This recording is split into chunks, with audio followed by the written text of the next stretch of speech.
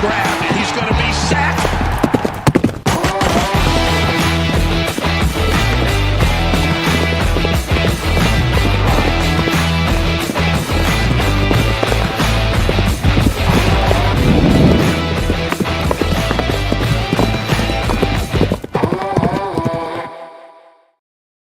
What's going on, Broncos country? We got the Fantastic Four back. It's your Horsepower Hour with Kodiak Broncos podcast, Marquee Sports, Jeremy, Sean of Broncos Unbridled, and myself, David Talks Broncos.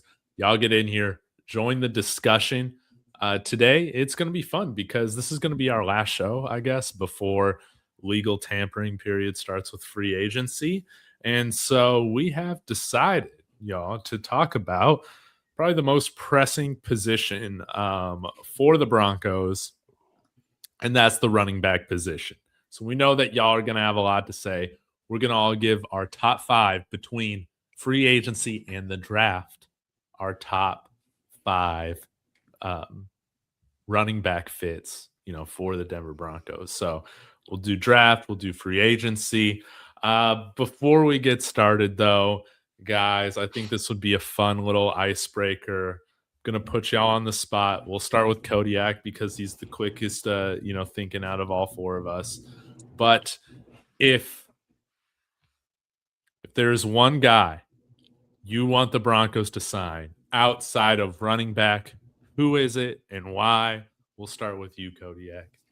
One guy outside of the running back position? Yes. All right.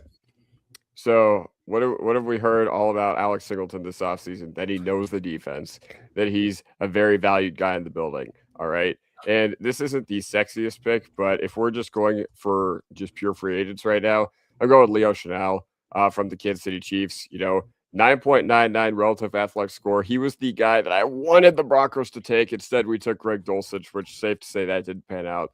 But I still think there's a lot of room to grow in his game. Obviously, he's familiar with Leonard, even though Leonard is not within our building anymore. But either way, I still think he's intriguing to me. I think, he'd be a really fantastic addition. I think he'd fit right in. I think a stronger defensive ecosystem than what the Chiefs have would allow Chenal to thrive. Beautiful. Beautiful, beautiful, beautiful. Mark, how are you going to follow that up? Yeah, that was a good one, man. It surprised me a little bit. I think my number one target this year would be Wan'Dale Robinson. I think the more I think about him, man, the more I think he's a perfect fit for what it is that we need. I know everyone gets caught up on find your wide receiver one. They don't grow on trees, man. It's hard. And what Wan'Dale Robinson can do is definitely elevate this room. I think he could help replace a lot of the lack of tight end production that we've gotten, because even though he's obviously not a tight end, he's a small slot receiver. He can kind of, get open in a similar ways that a good tight end can, right? It's safety blanket, red zone, third downs, across the middle of the field, short-handed. So I think he's a wonderful fit here. And I think this whole narrative of Sean Payton doesn't like the small receivers is a little bit overblown, in my opinion. If you kind of look at his history, he's got a lot of guys, but he's changing his ways, man. I mean, he fired his longtime buddy at offensive coordinator. He might give up play calling duties. I think he's gonna. So he's willing and open to changing. And I think that Wan'Dale Robinson would be a wonderful fit here, man. Jeremy, we got who we got off the board? Leo Chenal, Wan'Dale Robinson. Where are you going? Yeah, let's go. Let's go Tyreek Hill. No, I'm just kidding. I don't want Tyreek. I'm gonna go with same position as Kodiak did. Let's go Devin Lloyd. How about that? Okay.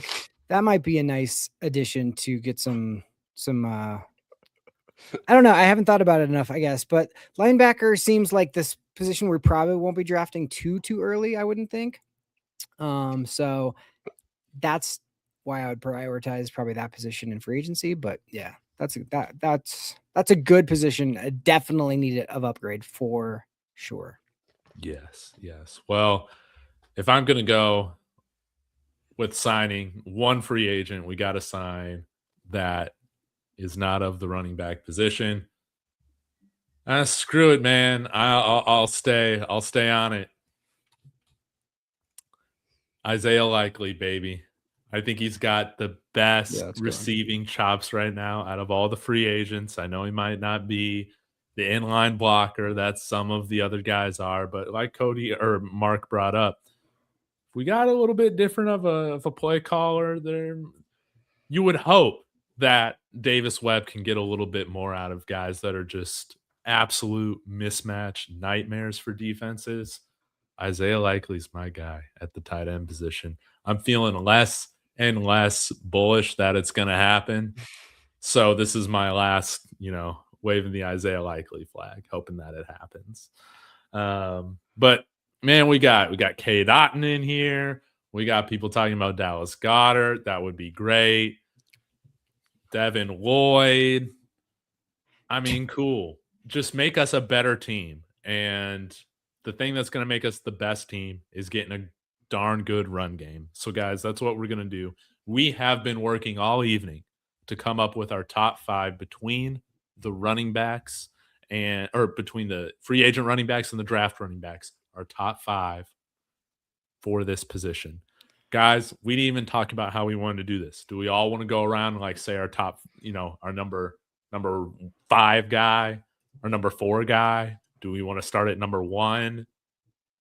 I didn't even think about how we wanted to do this. Any particular thoughts? What's the chat want? Let's do the countdown. You want to do the countdown?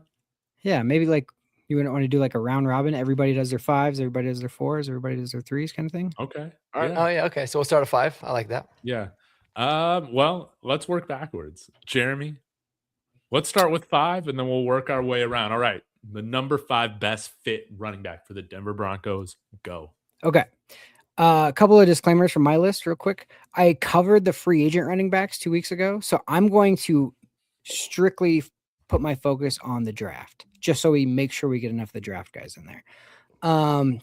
Also, as you'll see through the list, I didn't even put Jeremiah Love on there because we're not going to be drafting him. Right. So I didn't necessarily do it in the ways of like, these are the top 5 in my order of who, but this is just the fit as you were talking about. So my number 5, and this could be maybe somebody who could be left for a little bit later in the draft. Hopefully we'll see, but I have Nick Singleton, and he's 6 foot, 224. He's only 21 years old. And he's one of those guys that if he would have came out of the draft last season from Penn State, he probably would have been RB2 or RB3. And he went back, didn't have like the breakout year that people were expecting.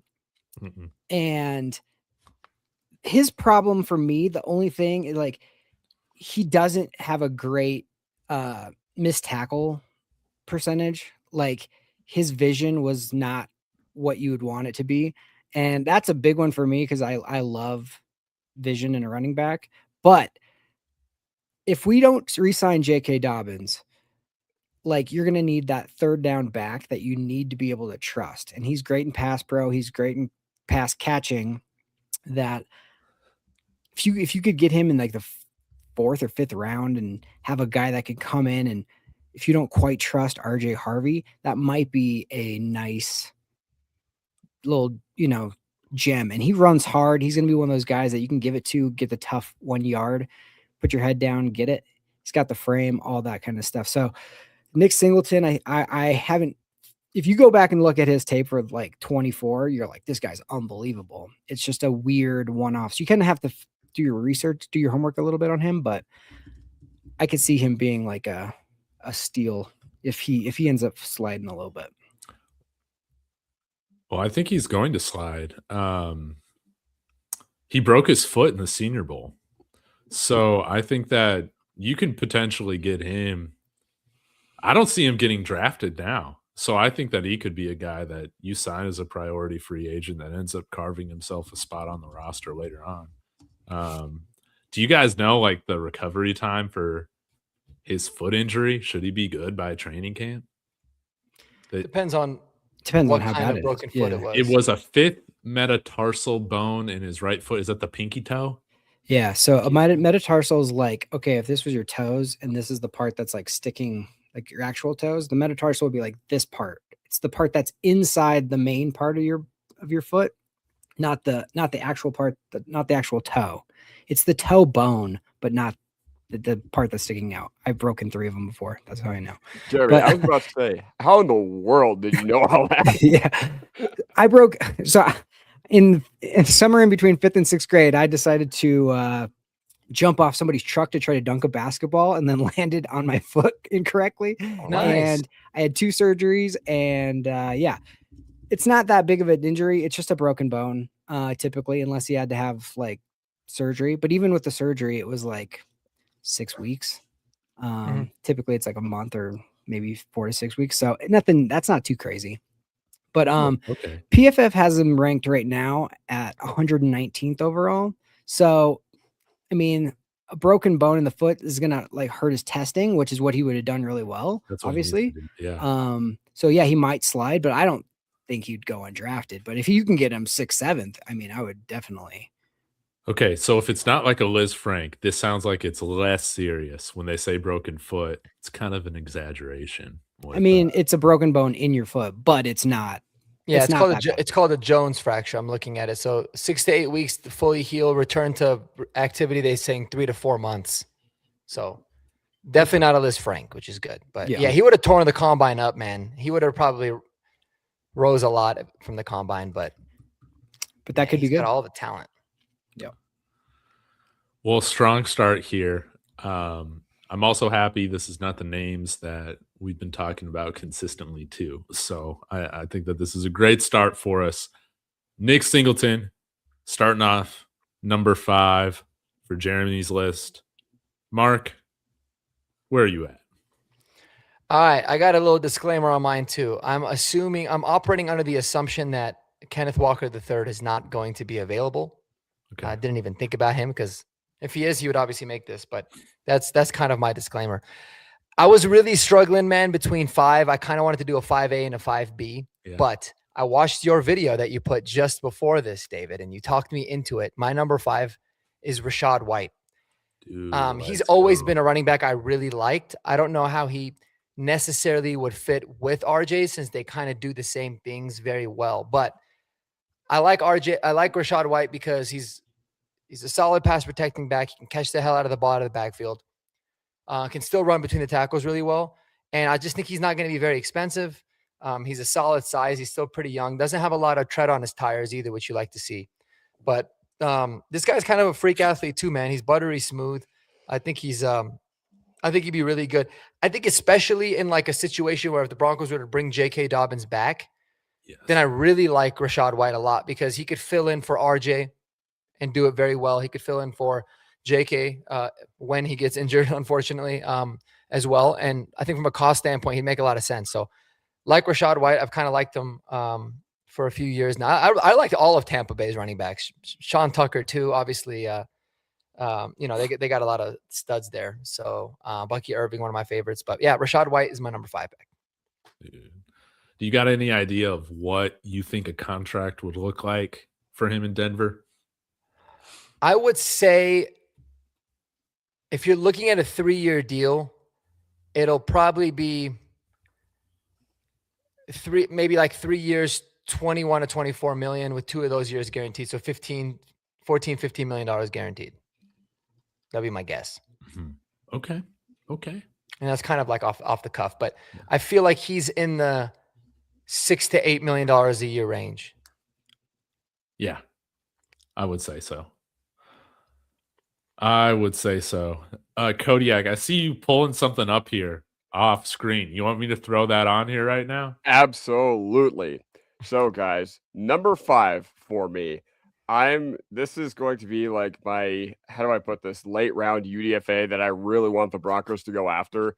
So if you guys have not heard of Seth McGowan out of Kentucky, his story is absolutely nuts. It is crazy. So I was watching the tape and I was just like, okay, why has this guy transferred between like 4 different schools? And he actually did share the backfield at New Mexico State last year with a guy who's going to be probably really high up on my list as well. But guys, I'm sorry. Seth McGowan out of Kentucky. All right. The personality matches, what you're going to read in this article. And I love that because I'm tired of these running backs that are just like so grateful for the opportunity, man. I want some menaces. All right. Jaleel and Bidet just aren't getting it done for me. I want guys that absolutely wreak havoc. I want dudes that can, be, reckless off the field, and I want that to translate to on the field because Jaleel and Bidet, man, this past year, anytime a linebacker would just come up in their face, they'd just be like, oh, sorry about that. Nah, man, I want convicted felons at the running back position. We got to try something different. All right.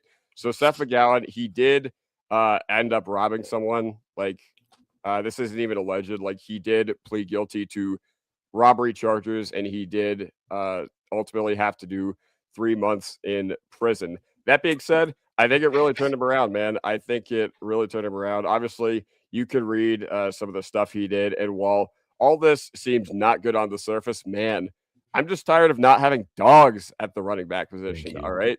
So Seth McGowan, he is absolutely fantastic. And what really stuck out to me, he actually had 35 missed tackles forced on 166 attempts.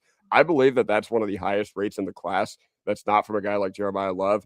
And the thing that I love about him is, all right, you look at the numbers after contact, very productive. But one thing that fits his game so well is the receiving capabilities. Okay. 18 receptions, 121 yards. And he also did really, really well sharing the backfield with, I'll just spoil it right now, Mike Washington, when they were both at New Mexico State. 280 yards in 2024 receiving. But you go back to the rushing, he was still highly productive, sharing the backfield with another running back who's going to be drafted very high. So all I'm saying, man, is I just hope this guy has a really good combine. And once again, we need dogs at the position. So I want our running backs to be a little unhinged. All right. 5 guys up front, they can be the, as long as Bulls and Miners are still playing at a high level, they can be the, just happy to be here sort of guys. My running backs, I want them to be the loose cannons. I want them to be the dudes that are robbing guys off the field. Respect my co-host. Did exactly what I was thinking. I love that. Yeah. Sorry, guys. I know the Chiefs and the Browns have a lot of picks, but listen, I don't know. I hope he's a Bronco. That's all I can say. Wow. I was not expecting this take, but BK also saying, we might as well bring in Tyreek Hill. Are you warming up to that angle too, Kodiak? No. Enough of these guys that are grateful to be here. We want some guys that are ready to come and take a guy's job and eat and get paid, baby, and ask for the ball, want the ball in crunch time, right? Yeah, exactly. Well, for what it's worth, to his credit, I heard this whole little documentary they made on him. It was like not really a documentary, but it was like a little section they had in I think ESPN. This kid's really turned his life around after he got out of prison. I believe his brother had died from gang violence and stuff like that, and he really completely flipped his life around. And just they say he's really matured. He's kind of a different person. So I don't know if he's gonna have that dog that Kodiak really wants. Maybe it's still in there somewhere, but really cool kind of story of flipping your circumstances around, taking advantage of it, and the fact that looks like he's going to get drafted, I think, is pretty cool. So shout out to him for that, I guess. But oh man, Kodiak came through. That was awesome. Kodiak, that was great. You spoiled my thunder, man. That was my number 4, Seth McGowan. Oh wow. Yeah, I had the same exact take, man. Like. But here's the thing. It's like, we can make fun of the fact, he went to jail, all that stuff. But like, it really did seem to, you can go one of two ways when you come at a crossroads and stuff. And the fact that he's kind of like playing with like a gratitude and like, he's going to give you everything because he knows what the difference between like life without football would have been and what his life could have been. And so I like those kind of guys. I like guys that play with a chip on their shoulder. And if he's going to assault and battery something, let it be the grass instead of people on the, but he's one of those guys that gives you extra effort, runs hard through everything. Like that comment about him being like Pacheco is very, very accurate. Cause I want the guy who's like knows where the first down is, going to give you that extra stuff and always like brings that toughness. And this offense needs toughness because we have it on the defense, but like, you have certain players like that aren't the biggest and the strongest sometimes, like Troy Franklin or RJ's not always like he's a smaller guy. So I think that's a great compliment. It's just like get somebody who's just going to be able to put his head down and get some tough yards. And honestly, I do think, like, I mean, you definitely have to do your research and all that, but like, I think he would be the perfect type of player that we need, and mentality wise. So I'm rooting for him. But like, surprisingly though, PFF has him pretty high. Yeah. They have him at 98 overall. Yeah, top 100 player. So yeah, I thought it was a big surprise, and then I looked it up on there, and I was like, oh, I guess not that much, but yeah. And I just like that kind of guy. But yeah, great choice, Kodiak. So is he a dog or is he Mr. Nice Guy? No, he's still a dog. We'll find out. He's a well-trained dog now. He just focuses it on the field as opposed to off the field. Okay, well, I guess I'll go with my number 5 guy, and he's not technically available. All right, he's not, but I think he should be available because his cap number is an issue, and that is a lot of people going to get mad at this one. Alvin Kamara, baby. All right, he's got an $18 million cap hit with the Saints. If the Saints cut him, they only save like $325,000. Here's where things get interesting, though, is that it seems like there's been a discussion more so of late about how the Saints need to move on, at least get something for him, because they're going to ask him to take a pay cut, maybe. But I think the Broncos could get him for a 7th-round pick or like 2 7ths. I mean, we got a 4th for Devon Vele. Maybe just cash considerations at this point. But if they designate Alvin Kamara as a post-June 1st trade, they save like close to $11 million on the books. New Orleans does. And I think he would be on the books for a little over $11 million for us. But that's just 1 year. That's just 1 year. We got cap to spend. We could figure it out. But I think he's got another year in him. Still not at 2,000 carries yet. I think he's at, okay, he's got about 243 left before he hits that, or 233 left. Not the most impressive numbers this past year in New Orleans. He kind of slowed down in the second half of the year and then dealt with some injury. But I think he's a guy you bring in. Sean Payton's trust is massive when it comes to getting on the field. He can do that. You can platoon him, and it doesn't hinder you from drafting another running back high. So this is almost like you're probably not bringing back J.K. Dobbins and bringing in Alvin Kamara. I think I would still take Alvin Kamara over J.K. Dobbins, like in a vacuum. I know that number's a little high. Maybe you extend him for another year and, you drop that cap hit significantly. I don't know. There's different ways to work around this. But, I would not be surprised if the Saints move on from Alvin Kamara. He's 31, all right? Doesn't even want to play for a Super Bowl? We'll have to find out. I know this take probably won't be a popular one. But give me your take, guys. I'm way all out on that, honestly. Like, not even, but I'm so scared, David, because I know Sean Payton's like, I don't care that he's 30. He's drooling. Exactly. He's just drooling over Alvin. I thought you were going to say Josh Jacobs because he's someone that could potentially become available. I could have gone behind that, but man, no. Eventually we got to move on from all the New Orleans guys. I mean, there's one guy that I know me and you both agree on that I'd be okay bringing in because it's going to be super cheap. But yeah, even giving up a 7th rounder and then taking on a pretty big, sizable chunk of cap, it would be I'm all good on the Kamara, even though he was so good.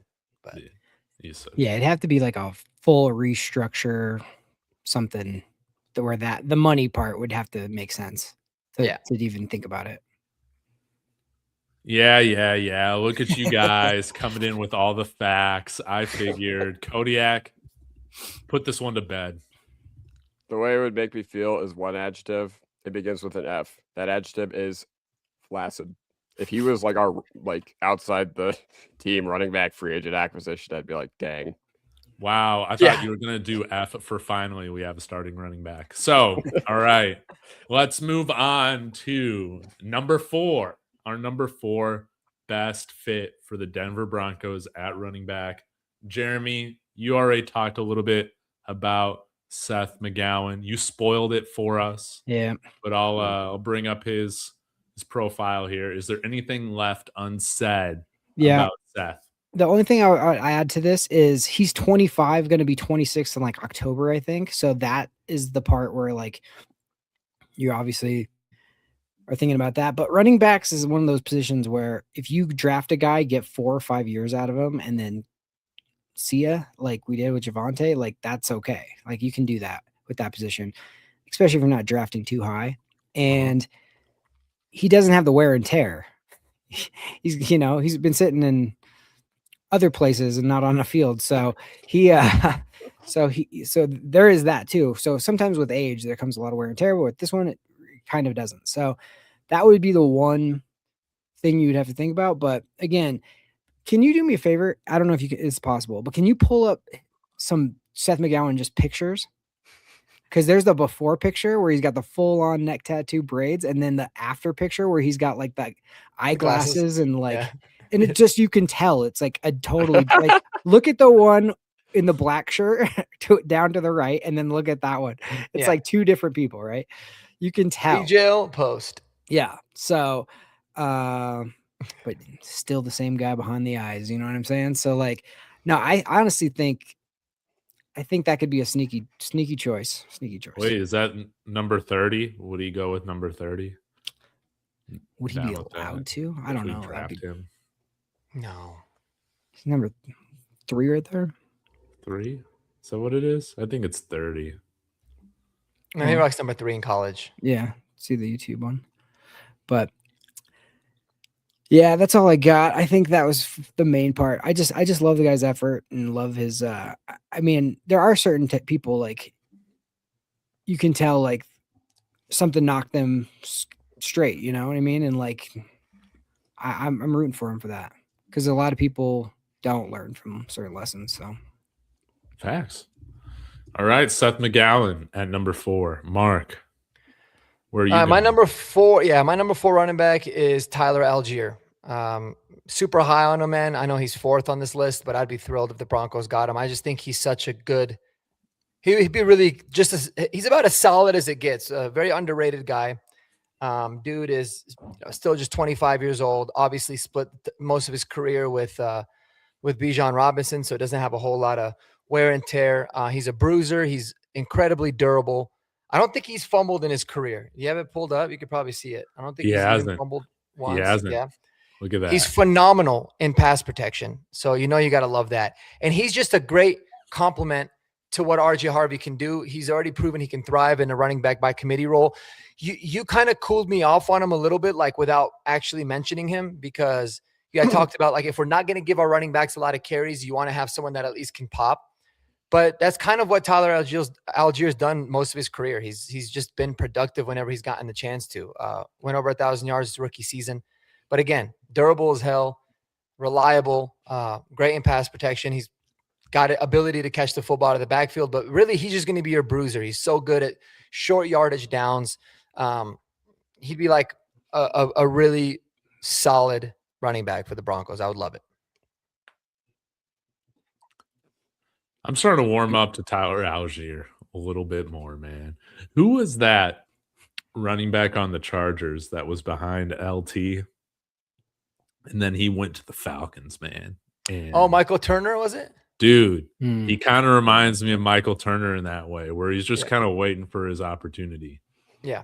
And I think he's going to be really cheap too, man. Like from all the, and they're not always right with like the contract estimators or whatever, but I don't think he's going to be super expensive, at least compared to the other guys. So again, I think he'd be a really, just a solid, smart choice and somebody that I feel like Sean would probably like, and he's familiar with him being in the NFC South. And so, yeah, I dig it. I think Tyler Algier will be dope. Mm-hmm. Also, looks like Eli has gifted 5 Marquee Sports memberships to your channel, Mark. How do you Eli redeem is the them? man, bro. He is. Eli is the man. Thanks, brother. Yeah, so if y'all hit join Marquee Sports, right? You might get one of those, Yep. right? I think Yeah. that's how it works. I think that's how it works. Yeah. I might make a shirt for Vinny DeRose. So I think a ghost took a shit on my chest last night. I think I might make a ghost took a shit on my chest shirt, put that in the store. You can buy it there with that membership. So go join. Make sure it's a sleep shirt. Make sure exactly. Right. Ew. Okay. Kodiak, who's your number 4 guy? All right, number 4 guy that I want the Broncos to acquire is Katron Allen. All right, I think he's going to be the second to last running back I talk about of potential draft prospects. I mean, Katron Allen is my RB4 in this draft class. I just think, I love the way he runs between the tackles, man. And watching Katron Allen, he was a very, very, I will say, boring watch. But then he ropes you back in because when you are least expecting it, he hits an enormous play. And I was just like, ooh, that's a little different. That's a little different. And I think he weighed in at 5'11", 217 at the Senior Bowl or Shrine Bowl or whatever it was. So definitely clears the size threshold for your lead backs. And either way, Penn State runs a lot of really wacky formations. So he is kind of a tougher eval than I initially thought. But once again, you see the playmaking ability, man. Surprising big playability, but also really, really nice between the tackles mover. Really, really good vision, which is something we did not have from a lot of our running backs last year. And I thought he read his blocks extremely well. I think he's extremely smart. And the way this guy really, I think, got his start is when he was a senior at IMG Academy. He dropped 140 yards in one half against Bishop Sycamore. You guys remember that story? He was actually in that game. I rewatched, that game last night, and he dropped 140 yards and 2 touchdowns in the first half against them. So yeah, I guess that's kind of how he got his start. And the 3-down skill set's there, man. And once again, we already talked about Nick Singleton, but what I will say is, as Singleton his year was a little wishy-washy as Penn State went just down, down, down in free fall mode. Katron Allen only rose to the occasion. Yeah, if I had to choose one out of the 2 Penn State guys, I'm going with Katron Allen, especially now that you dropped that Bishop Sycamore stat. I mean, imagine somebody's career catapulting based on, playing Bishop Sycamore, man. That's crazy. Did you watch the documentary? Yes, actually, I watched the documentary 2 years ago, but I rewatched the whole first half of the game last night on FaceTime with a bunch of friends, and we were just dying laughing. You can tell it's the offseason, man. Kodiak is going down rabbit holes. He's cooking right now. All right. Well, yes, I'm cool with Katron Allen at number 4. I'm kind of jealous that I didn't have him in my list. At number 4, maybe something that's a little bit more reasonable here. We'll, spare you with another trade target. Jonah Coleman. I love this guy, man. And I just don't think he's going to be available at 62. So I think the Broncos would probably need to either select him with their 30th pick, trade back, and select him in the early second round, or trade up into the second round and go and get him, man. He's a guy that I think he can do it all. He's got great vision. He can run through you. He can break tackles. He's got some shake to his game, some explosiveness to his game. One of the best running backs in college football, which, checks out. Guys are consistently ranking him, the number 3 back in the NFL draft. But I also like his physical archetype. It's a little bit different than RJ Harvey. And it's nice to have backs, that can do some different things, right? For me, it's not like the most important thing. It's, can you make big plays? And I think he can make big plays. But he's a guy similar to like Tyler Algier, some of the other guys you guys have mentioned, where I feel like he's always falling forward. And you're always profitable with a guy like Jonah Coleman, man. 2 fumbles this year, so that's something that's kind of like meh. But no fumbles the years prior at Washington and Arizona. And caught 31 out of his 34 targets. So you can pass on the ball as well. 15 touchdowns on the year. If he was on Ohio State, he'd be a first-round pick. Jonah Coleman. That's nice. Yeah, no, I really like Jonah Coleman. Even though I have him rated as my RB5 in this class, he's very good. And he's just one of those players that I feel like is just very safe and very bust proof. And that doesn't mean he has a limited ceiling at all. I just think that if you're just asking me, of the guys I have outside of Mike Washington and Jeremiah Love, who I think is just most likely to just be a really, really good pro in the NFL and have a long career, it'd be Jonah Coleman. And for what it's worth, I don't mind whether it's Jajarian Price, God forbid, Jeremiah Love falls to 30, right? But, if you're going to take a running back that was perceived to be a second rounder by all these stupid big boards, dude, who cares? If this is a guy that's changing your offense, take him with pick 30. We're not going to see it as a reach 6 months later. That's how I see it. If this guy truly impacts your offense. So, Jonah Coleman, let's move on. Jeremy, remind us of your top 5 so far and where you're going for number 3.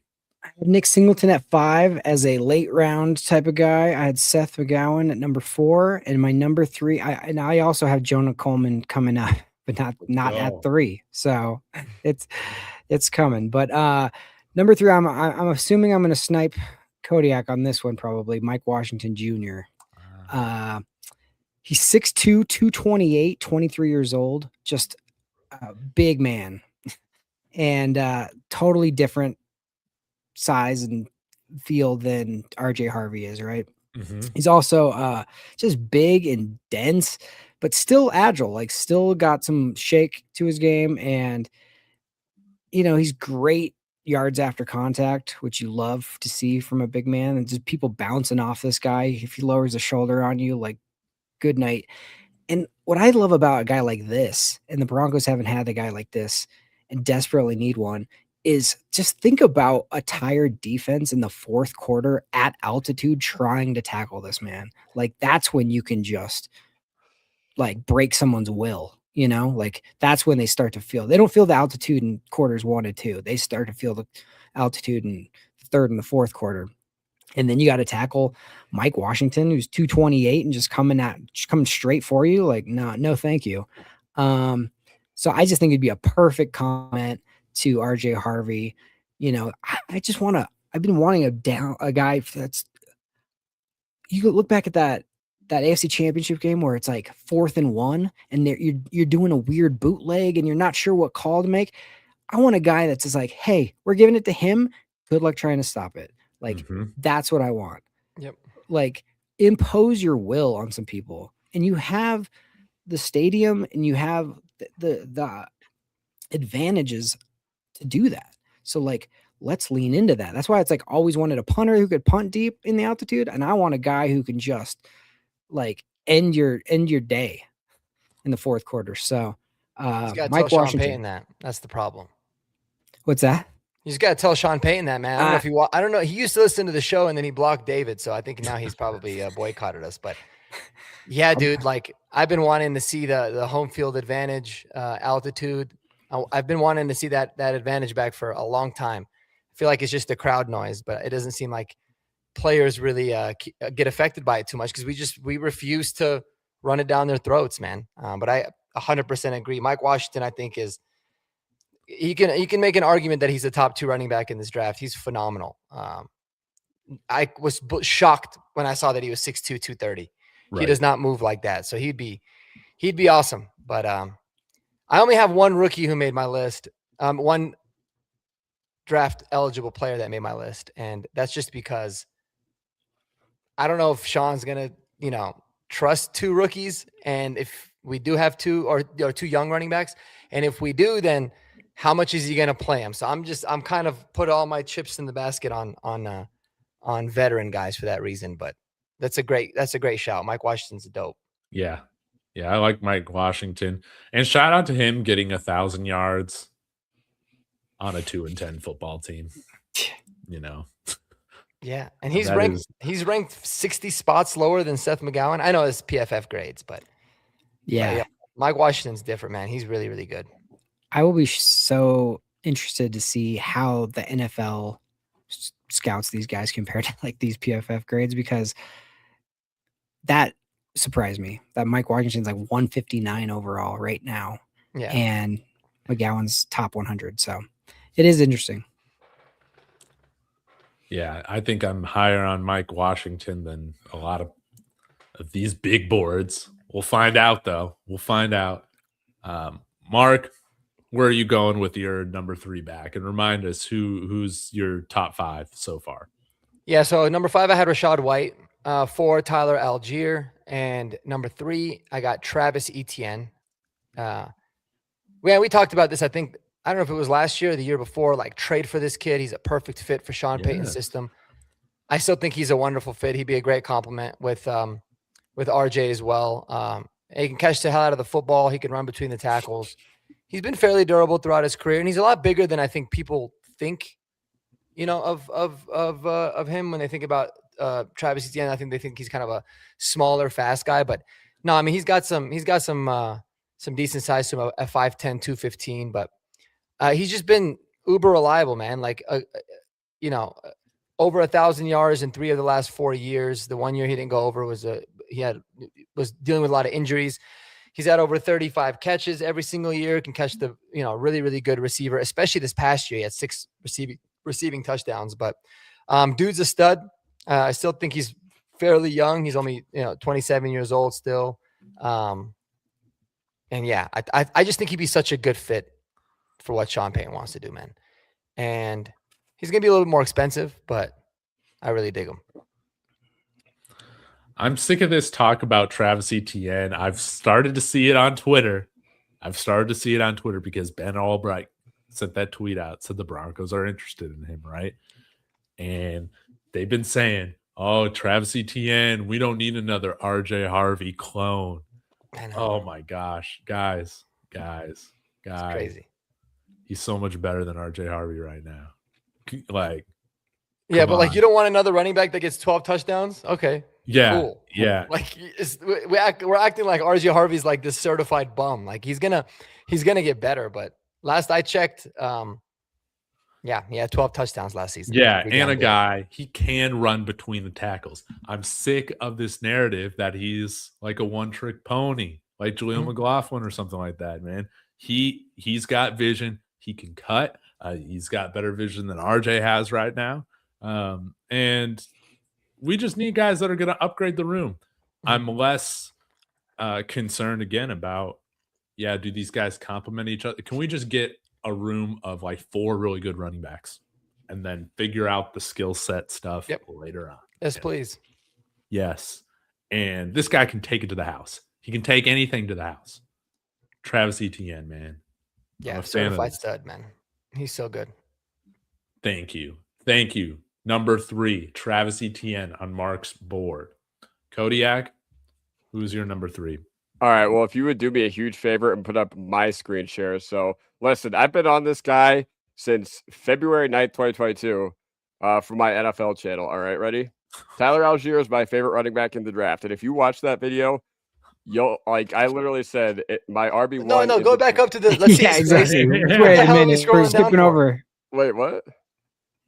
Okay. No. Right, there we go. The Cowboy. Right is that a Jets jersey? Yeah. So, by the way, guys, I have no affiliation to the teams in the background, of the jerseys in the background. But Danny Trevathan jersey, how about that? Either way, in this video, I talked about, his story about him, being a Walmart cashier, walking onto BYU, then being really, really productive. And I think he was honestly part of the reason why the Jets were tricked into, accepting the fact that Zach Wilson was, their quarterback that they took 2nd overall, because Tyler Algier was a big part of that BYU team in 2020, where they had a bunch of 25, 26-year-olds and were just dominating at will. But also, I just wanted to show off a lot of really funny things that people said. So I said that he was going to be a faster Javonte Williams.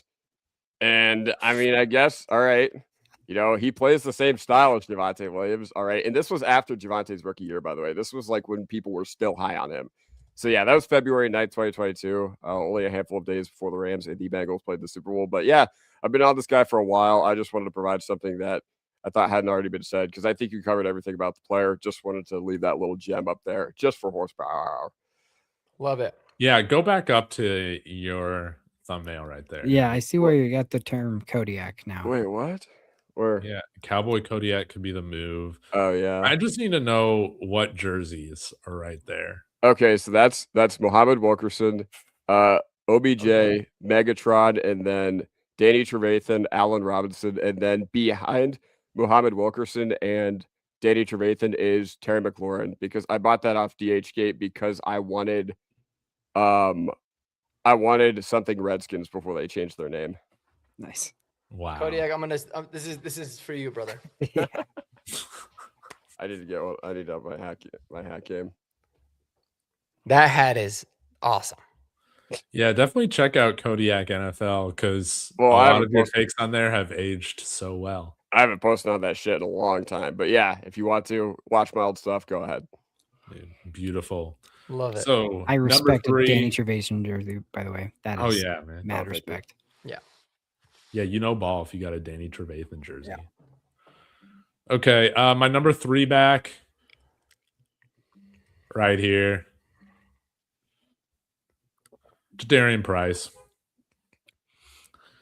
What else needs to be said other than that? He's a first-round talent. He's one of the best running backs in college football or in the NFL draft this year. The one question, or there's 2 question marks, the fumbling issue. All right. He has 4 career fumbles on a part-time load. He only has 281 career attempts and 4 fumbles. That's giving me slight Melvin Gordon vibes. But he's so much better than Melvin Gordon, guys. Just watch 2 minutes of this guy. He'll run through you. He'll juke you out of your cleats. And just a big-time playmaker, man. The other question mark I have with him is, can he earn Sean Payton's trust? And not to helmet scout, but I am. Audric Estime never did it because he had these fumble issues too. So maybe second time's the charm, drafting a Notre Dame running back who can be that bruiser at 5'11", 210. I feel like he's bigger than 210. He's got serious speed, and he can take this thing to the house. So Jadarian Price, Jonah Coleman, both of those guys are really close to me. I love those guys. Yeah. Jadarian is a stud, man. I don't know how the hell Notre Dame didn't make the college football playoff with those running backs. They were crazy. Right? They were so good. But yeah, I think clear RB2 in the draft. He'd be awesome here, man. I didn't know he had that many fumbles. And honestly, I keep forgetting that Audric Estime went to Notre Dame. Kind of forgot about him. Oh, and he tore his Achilles in 2022. But that was like 4 years ago. Yeah, no big deal. I think he's okay. Yeah. Maybe he's faster, bro. He looks great. Yeah. Jadarian Price is a stud too, man. Yeah, I like Jadarian Price. Okay. Jeremy, who's your number 2 running back? Yeah, I guess I'm just today's not the day. I just picked the wrong order here, but Jonah Coleman's number 2.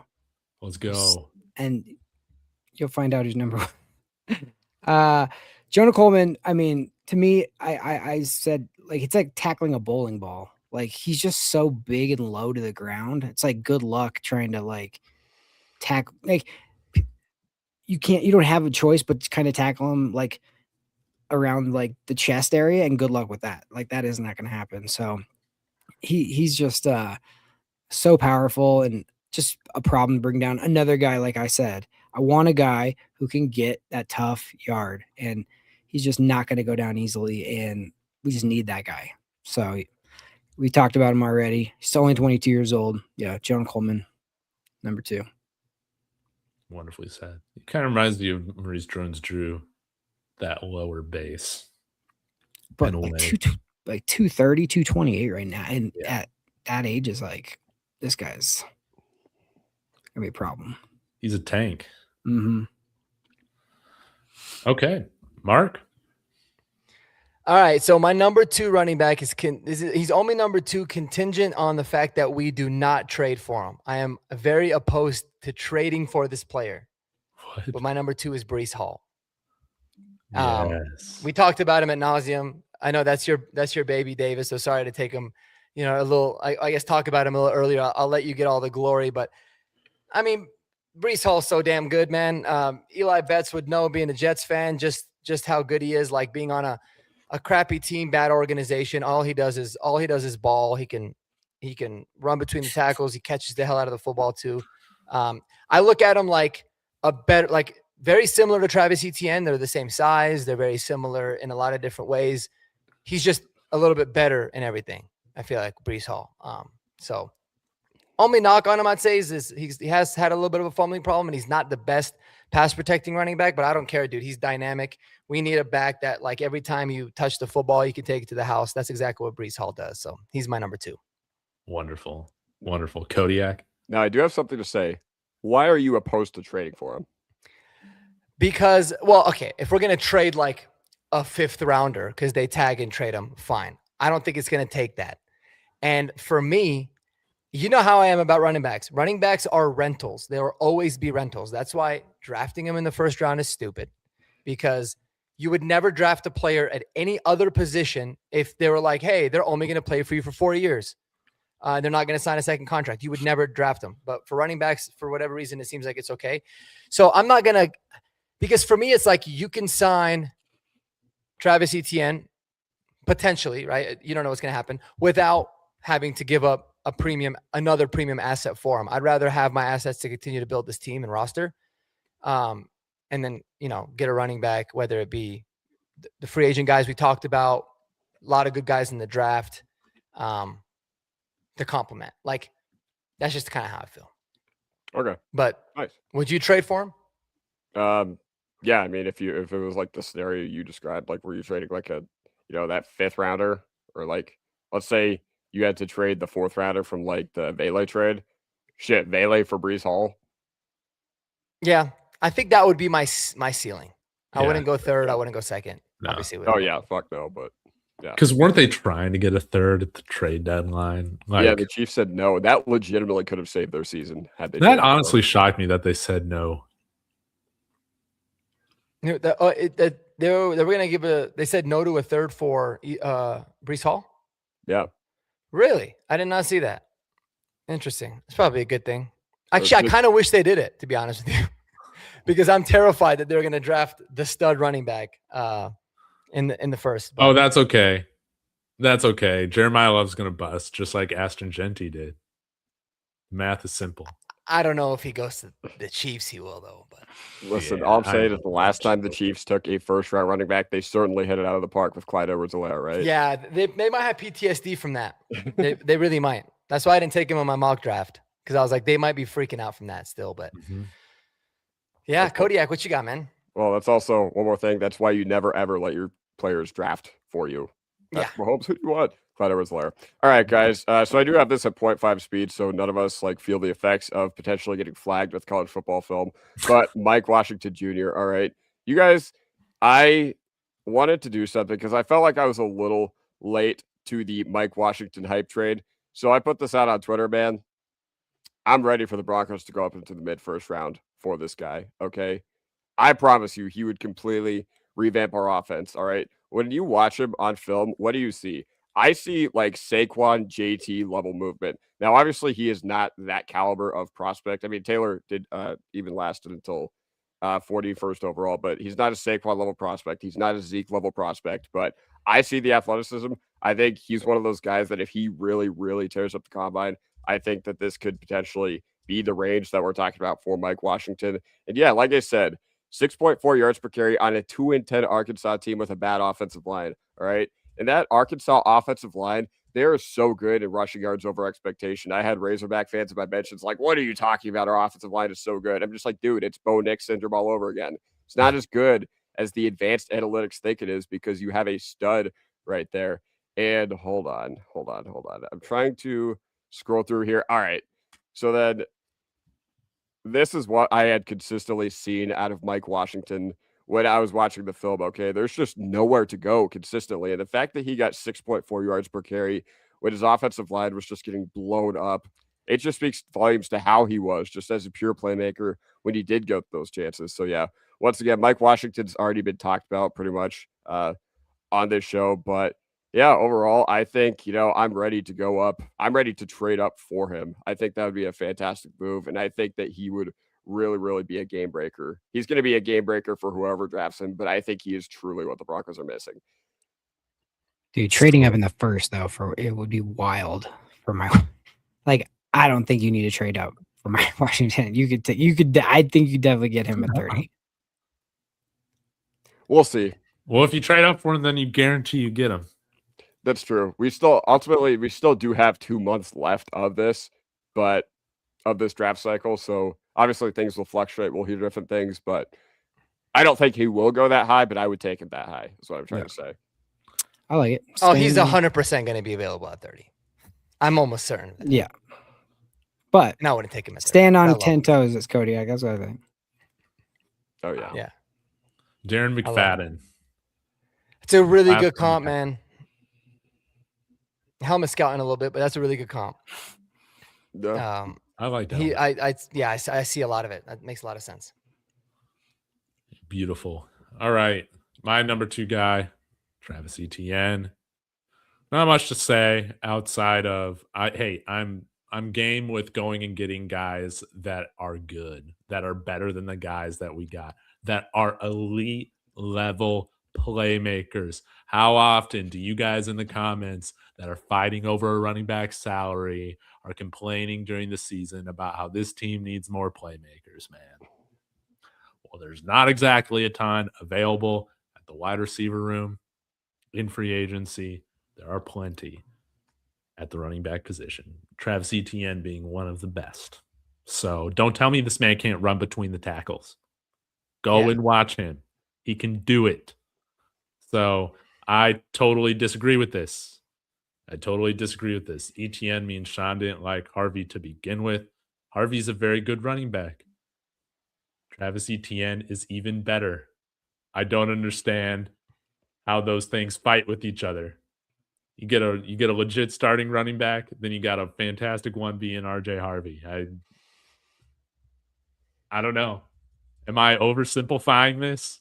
No. Go out and get a legitimate starting running back. That's all I want. Yeah, you're absolutely right. I mean, it's like somebody saying, "Oh, Sean hates Mark Ingram, so he drafted Alvin Kamara." It's like it's not how it works, man. You got to have two really good backs, especially in Sean Payton's system. Sometimes he even does 3. So no, those things are completely, there's no correlation there between them at all. All right, let's get to everybody's number 1 fit. All right, my number 1 pick. We've talked about the fumbles. We've also already talked about this guy, but this is a straight up absolute playmaker that we do not have and haven't had for a long time, in my opinion. It's Jadarian Price.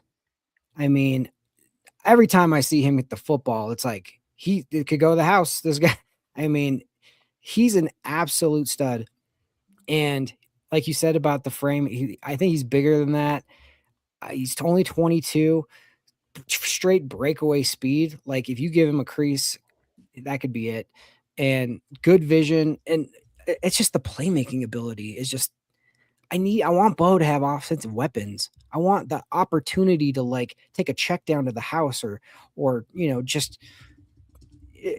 that's the thing. It's like not a 20-yard gain could be a 70-yard touchdown. And make things easier, take stuff off. Like I want long drives because we're supposed to have this great offensive line and yada, yada, yada. Okay. You give this guy that type of a hole. Like, I just think that would be the perfect type of guy. Now the knock is he split time with Jeremiah Love. So he wasn't the RB1.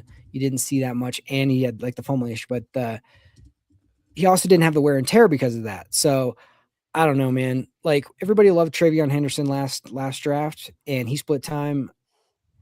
To me, it's like it's the same type of guy where it's just like, and again, like wasn't he like I want to say he didn't he return kickoffs as well? Yeah, yeah, So- he's a really good kick returner. Another like with these new rules, like you get a guy back there that can take something of Mims' play as far as that kind of thing. And I don't know. I just want weapons that scare people, and I could just like if you're accounting for your running back and then you have Bo booting out the other way, or he's like doing those, run pass options. I don't know. I just think it could be a great fit for him. But Jadarian Price, dude, I would take him in the first. I wouldn't wait around and hope that he slips. I would do it.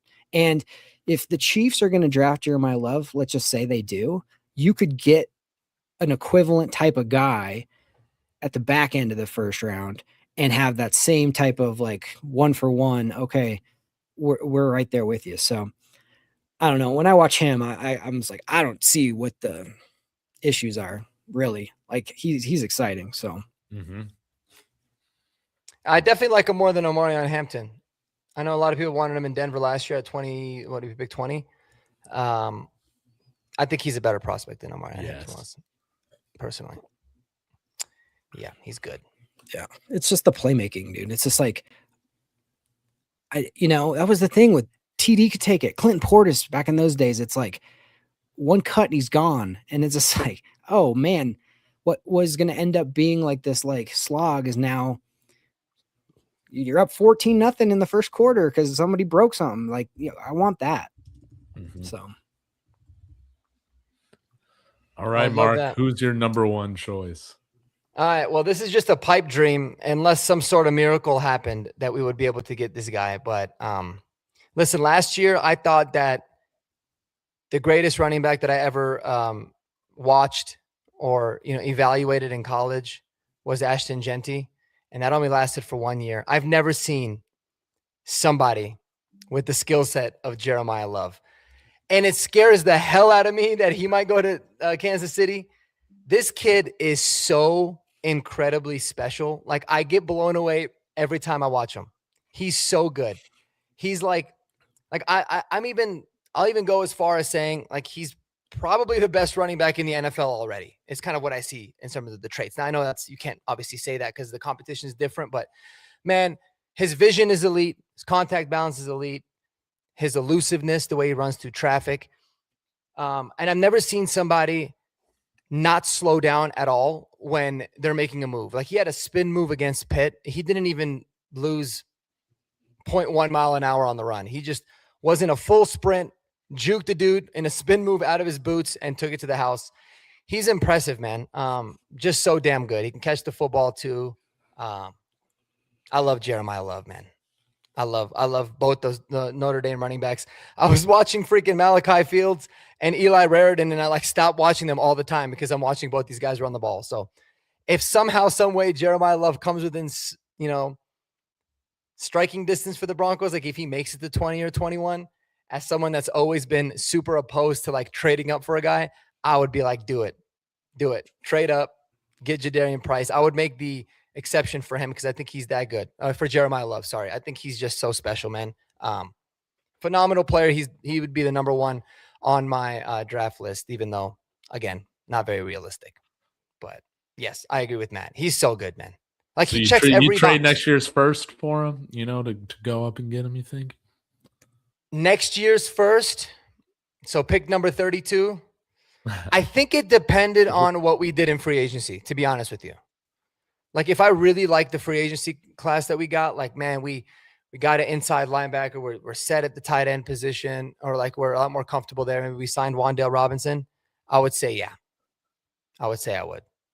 But hey, I got some great responses. We got a no, we got a yes, we got another no. The best is you got the complete opposite end of the spectrums on the no and the yes too. The heck yes, and the fuck no. Yeah. That's what man, now the 2027 class, I have done no scouting for that. Yeah, y'all don't I heard act it's like gonna y'all be good either. Okay. Yeah. We don't know. Who knows? You never know. I don't know. A lot of people said that this is going to be a really good quarterback class. They're talking about like Arch Manning and all that, and there's going to be one quarterback taken in the draft probably this year. I don't even know will be that great. So I think the heck knows don't come from his ability at all. It just comes from the positional value. It sounds like two first for an RB is like I look at it. Yeah, I mean, I look at it really. It's really one first because you're using this year's first to select them. right? So you're just Right. giving up a first next year. Right. Which will be You know, 32. We all know Which that. which sucks. But like, it's also one of those where once you kind of swallow it, you're like, all right, who gives a shit? We got to wait another year for it to matter. So let's just go out and ball. But it wouldn't be the smartest move necessarily. But yeah, Jeremiah Love is worth it, man. He's just so good, dude. Is Jeremiah Love good enough to where because like now you got me thinking about how Sean Payton thought of Patrick Mahomes with the Saints, right? And he regrets not trading up to make sure they got him. Is Jeremiah Love that kind of good? I mean, I think so, but it's just so different because, a lot of people have him going top 10. The only thing that could be working in our favor this year is maybe teams have it's like a copycat league, right? You remember the Eagles, they won the Super Bowl against the Chiefs. Their defensive line was just dominating. So everyone was talking about, oh, we need to go out and get that dominant defensive lineman. And then this year it's, Nicky Manwari was such a stud with the Seahawks. Everyone wants that like in the box hybrid nickel type of safety. And then Ashton Genty went 6th overall last year. And I don't think anybody, even the hardcore Raiders fans out there, could admit that was a good pick. It absolutely was not a good pick. And so maybe like teams are like, taking it back that early if you're not ready for it. But again, now you got teams that are going to have much better infrastructure around running backs. Like Kansas City would make sense, even though an O lineman or a receiver might make more. So if he falls a little bit, I think then he can start having that conversation. But I think he is that caliber of player, to answer your question, David. And everybody has him so high on their boards, but they need a place to stick him like in a mock draft. So like, Kansas City, because they're drafting high this year, which they normally wouldn't be, and they need a running back. But it's like Kansas City's got more problems than just that. Yeah. So like, and they, like you said before, they have been burned by that first round running back because they thought, let's just pair him with the, Patrick Mahomes. So I always get nervous when everybody agrees on something. I'm like, okay, then that's probably not going to happen. And that's what it seems like on this one is everybody thinks he's going there, which he might, and that would suck for us. But at the same time, they got other problems. They got a lot of older, great players retiring and getting old. So they have more to think about. Yeah. I would probably trade back if I was them, but who knows? I mean, I did a mock today, and I'd even mean for this to happen, but Jeremiah Love fell to 25. I think I took him with Chicago. And I was thinking about it. I was like, I just really did that because I can kind of see other teams going in another direction. But I mean, it's tough. It's tough to see like if Genty went 6 and all of the only real question marks you had on Genty were what last year? He played at Boise. So is that going to affect him? And he had a little bit of a fumbling problem, whatever. That wasn't that big a deal. And he had a lot of tread on it. Well, and he had a lot of tread on his tires, right? Yeah. Exactly. Yeah. So he's not the biggest guy. Jeremiah Love played at Notre Dame, does not have a lot of tread on his tires, is much bigger, faster, more explosive. He's got it. Like there really is no question mark with this kid. Like it's crazy. Nothing. So it's like, man, if and it's not just me. I think a lot of people probably have him rated higher than Ashton Genty. So if he went 6, it's hard to think that he's gonna drop out of the top 10. But that would be great. That would be great. And to defend Genty just a little bit, it's like look at no offense to Eli, but look at to the Jets or where you end up getting drafted is so important. If Genty goes somewhere else, he has a chance. I think he has a much different year. So no, I agree. It's one of those things like Saquon not sucked, but he didn't live up to expectations as a Giant, and then you put him in Philly and he's the MVP. So and I think Genty's on that exact same trail, dude. I think he's gonna have a better sophomore year, and then he's gonna blow up in years 3 and 4, and then they're probably gonna let him walk. And then he's going to go to a good team because, the Raiders are just ass. And then, he'll sign a big contract somewhere else and he'll ball out there. It's probably what's going to happen. Yeah. Mm-hmm. Mm-hmm. Okay. So your number one choice, Mark, was Jeremiah Love. Kodiak, where are you going with yours? Well, 2 things. I just want to add on to a little bit of the talk. And then I'll let it be put to rest. First of all, the Chiefs are drafting at number 9. They're going to get a good player regardless. So we just kind of got to swallow that. And I don't know whether it's Jeremiah Love, even though that would be the smart pick, whatever. But also the Raiders, should have drafted Bembu. Like, that's just what they should have done at this point. Yep. All right. And you know what, David? I've already hijacked the show with just enough chaos. So I want to give you the floor because your number one is also my number one. Yeah, that's right. Yeah. That's right. Go ahead. It's Brees Hall, baby. It's Brees Hall. I got to say it every week. People are like, don't pay running backs. Don't pay running backs too much. You can find another one. You can find a bargain bin running back that can hit every year. Guys, we've been looking for that guy for 15 years. We've been looking for an elite running back for freaking forever. And I don't know. This might be a hot take. I think slow-mo no Sean Moreno might be the best running back we've had here in the last 15 years. At least that we drafted. Yeah, that we've drafted or that's played multiple seasons with the Broncos. He's been the best one. Now, not to say that's why you go and spend a first-round pick on a running back with multiple ACLs and stuff like that. Probably shouldn't have done that. But you go and spend big. Let's not act like running backs aren't the best bang for your buck right now in the market.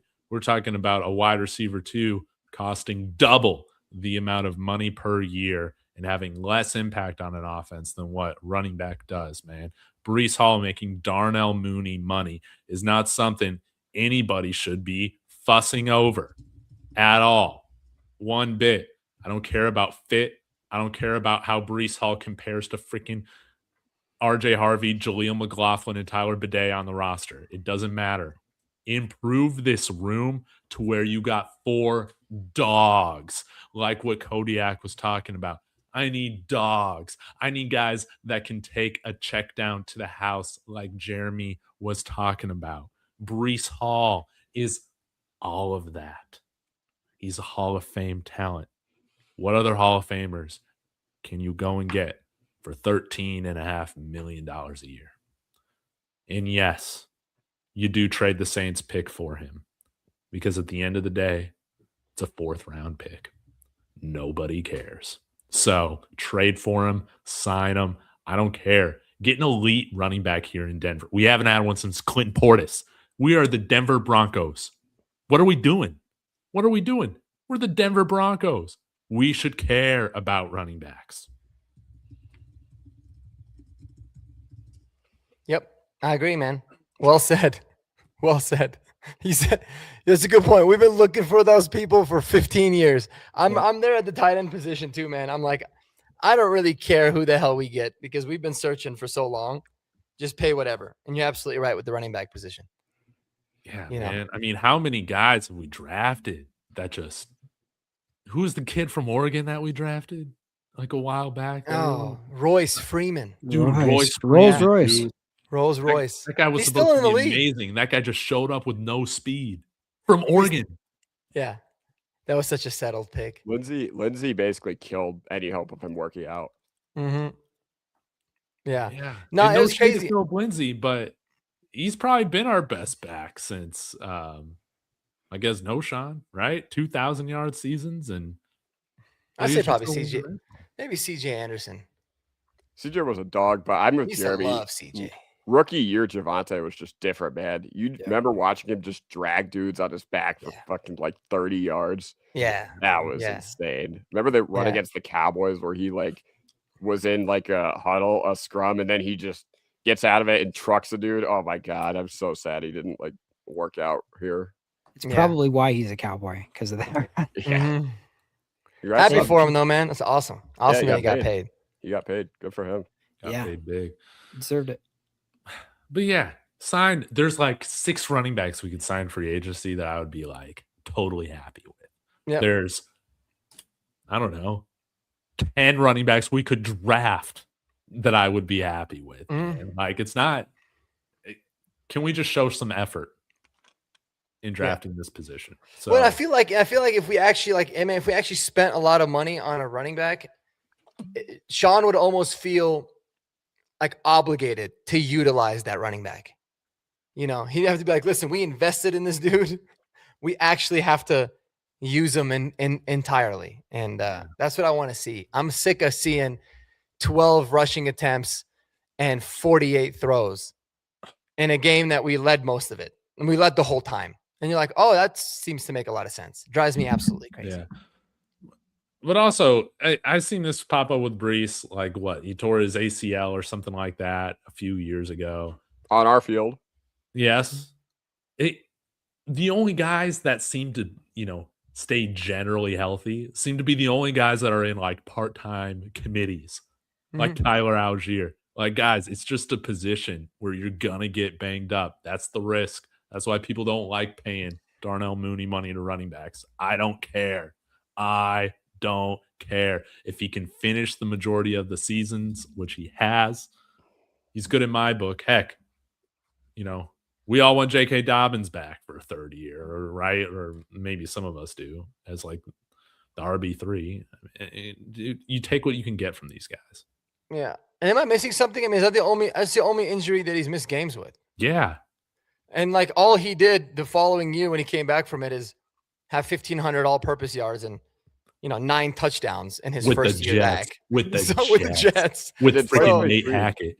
Didn't he catch like 55 passes or something ridiculous? 76. Yeah. Oh, wow. Even more than I thought. 76. So it's like, first of all, the injury happened in 2022. That's 4 years ago. And he's just been like really good since. It's not like, Javonte, where it took him 3 years to really fully come back. Like, I'm not worried about the injury history at all. And he's 24 years old, man. He's the same age as RJ Harvey. In fact, I think he's younger. Hold the pause. I think he might actually technically be younger. Wait, yeah, I think he is younger RJ because Harvey's already 25. Yeah, Harvey just turned 25 a couple weeks ago, right? So Breece Hall is younger than RJ Harvey, though. That's crazy. That's insane, actually. I don't know if that makes me happy or sad, but that's crazy. One guy that didn't make anybody's list, J.K. Dobbins. That was my other asterisk. Okay. I did it. I guess for me, it was like I would really like Rachaad White if it meant that we had J.K. Dobbins signed. I'm kind of assuming he's going to be back, but I don't know. I hope it's not. I hope it's not like, oh, we're just going to run it back with J.K. Yeah, don't run it back just. No. Like you have 3 guys to replace or 2 if he comes back. So yeah. But here, how would you feel about J.K. Dobbins re-signing for like $2 million or something small, and then you draft 2, like somebody or some people are saying now you do. I mean, you could do like I would be fine if I would be up for like Jadarian Price in the first, and then you get a McGowan or Singleton late, and now you got a lot of options. But honestly, like the move that would also be I'd be stoked for is re-signing J.K. Dobbins.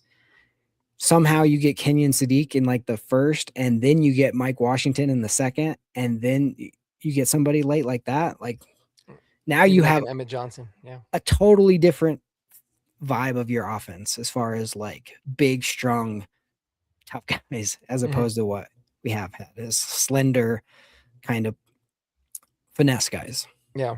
So, I mean, I think that's the route they hopefully will be thinking. But Dobbins, I mean, we can't disrespect Dobbins. It's like the injury we all knew was coming came, but like up until that point, I mean, he was way better than anybody thought he was going to be.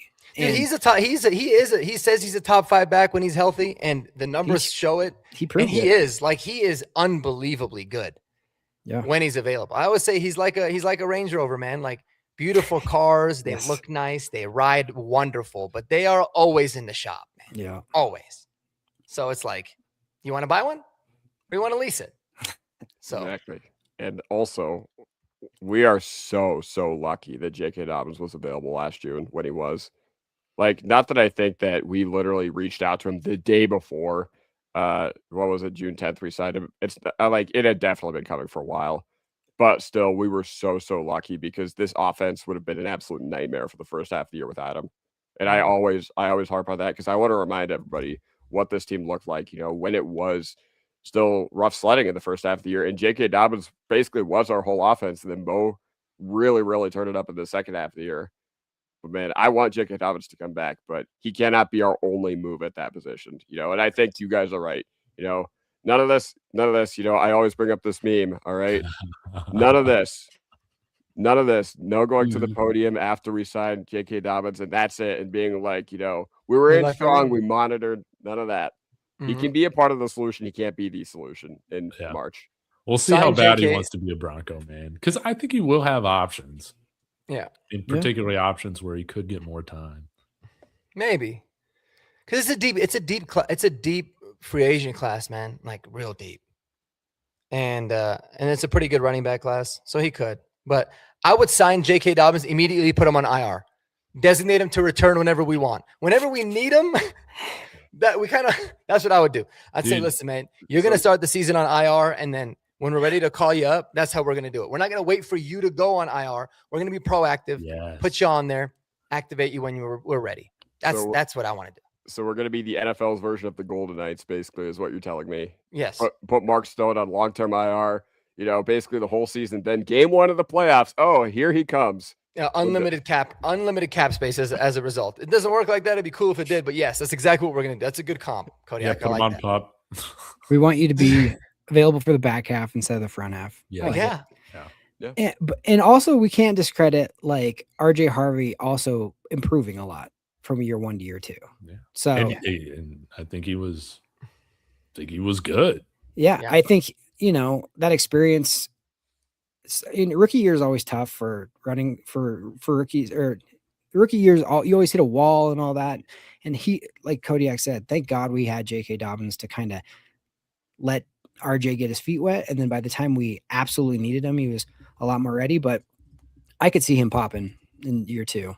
Yeah. So you can't just assume he's going to be the exact same as we saw him last time. No. But yeah, imagine when you have a really good running back as your RB2. Isn't that the scenario we've been talking about this whole time, guys? One to have a Jahmyr Gibbs, David Montgomery thing, right? We're wanting that kind of dynamic, having two backs that could be starters on a lot of other teams in the NFL. Mm-hmm. Yeah. Exactly. Yeah. So you go sign Breece Hall, and that changes everything. But guys, I guess we'll find out maybe as soon as next Monday if Breece Hall will be a Bronco, right? Because tampering starts next Sunday or next Monday? I think it's 2 weeks. Oh, for real? Yeah, I'm pretty sure it's I thought it was next week. No, I think the legal tampering, it's always on a Thursday when it starts. I think it's the 9th. Yeah, it's March 9th, which is my birthday. And all I just want to say is 10 years ago on March 9th, 2016, the Broncos, their moves were letting Malik Jackson walk and letting Danny Trevathan walk and not tendering CJ Anderson. So hopefully 10 years later, when I turn 25, I'm a little happier than I was when I turned 15. I think it's actually March 12th. Oh, that's so far away. Because the 9th is a Monday. But okay. So it's Wednesday, March 11th. We have the internet. Okay, cool. And that's when the tampering period starts. That's when dude, I'm an idiot. I'm stupid. You were right, Kodiak. The tampering period starts Monday, March 9th. And then it officially opens on the 11th. So March 9th, in 2 weeks. My favorite part is when it's like the legal tampering starts on this date at this time. And it's like 5 minutes into it. They're like, we have a deal in principle. We have sometimes it's the trade. The best is the trade. It's like, yeah, they figured that out in the first 30 seconds. You're like, wow, that they were so legal with that tampering. Yeah. Like, it all starts at the combine this week. All the tampering. That's when it starts. We're being tampered with, right? Yeah, the tampering's happening. Mm-hmm. Yeah. We'll see what all the insiders got to say. Hopefully, you get another Rob Gronkowski coming out of retirement rumor. That would be great. I forgot about that. Who was it that broke that? Cecil. Our guy. Yeah, I got a sleeper notification saying Rob Gronkowski apparently considering coming out of retirement to play for the Broncos. I was like, that's interesting. You know, I was like, wow, that notification hit everybody's phone on sleeper. And then I saw per Cecil Lammy, and I was like, okay, so it's not going to happen. It was funny because I took it seriously, and even in my head, I was like, I don't like that. I don't think he's going to be able to do what he hasn't played in a few years. Oh, man. He would have been so much better than everybody we had. Oh, that's true. That's not saying anything. Yeah. Nope. I mean, looking back on it now, I've been thrilled. But oh, man. Who runs faster, Gronk or Kroll at this point in their careers? Probably Gronk, honestly. Yeah. We need a Gronk. We need a crayon eating guy in that room. Yes. Agreed. We need more criminals in the running back room, more crayon eating people In the in tight the tight end. end room. So, guys, I'm going to shut this thing down. I got to get to bed. Chat was hilarious today. You guys were on fire with your takes. We'll be back next Monday to discuss. Maybe we'll do another position group, something like that. Maybe tight ends. Tight ends could be fun. Wide Good. receivers. Pass catchers. Yeah, pass catchers. I like that. Offensive Really linemen. open it up. Yeah. We'll get to that. Frank Um, Crown. Yeah. We'll get to that later on, but greatly appreciate every single one of you. Please go subscribe to all my friends. Links are in the description of the video. We'll see you next time. Go Broncos. Go Broncos.